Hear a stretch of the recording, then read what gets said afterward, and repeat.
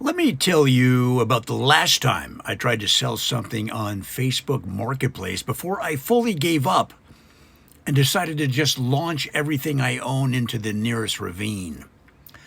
See, I was selling a golf driver, tailor made, barely used, only 19 emotional breakdowns, and one beer fueled triple bogey attached to its grip. Listed it for 200, which is honestly a steal considering I bonded with that club more than with most of my extended family. Within an hour, a guy messaged me. We'll call him Dale. Well, because mostly his name is Dale. Over text, we agreed on the price. No haggling, no weird questions like, does it come with a goat? Or would you trade for a lava lamp and a signed photo of Larry the Cable Guy? None of that. It felt almost normal. We set the meetup for 6 p.m. at a local gas station because I am a dignified adult who closes high-stakes negotiations next to a rolling hot dog grill and a slushy machine that hasn't been cleaned out since the Obama administration. Dale pulls up in a Ford F-150 that might have once been white and steps out in cowboy boots and a sleeveless shirt that says Nashville or die. He had a full goatee, 3 visible earrings, and the aura of a man who absolutely owns a snake named Bocephus. First thing he says, you mind if I tell you a little bit about my country band? Now, what I should have said was yes, I absolutely mind. Money or golf club, that's the transaction. What I did say was, sure, man. 23 minutes.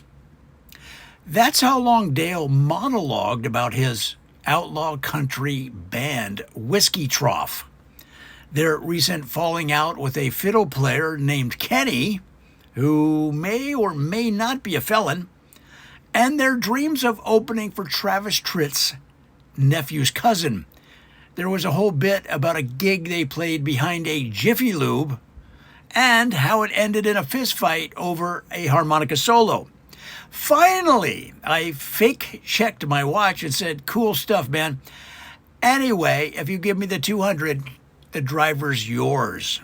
And here it comes. Guys, I don't know if this has happened to you. He says, well, I only brought 150.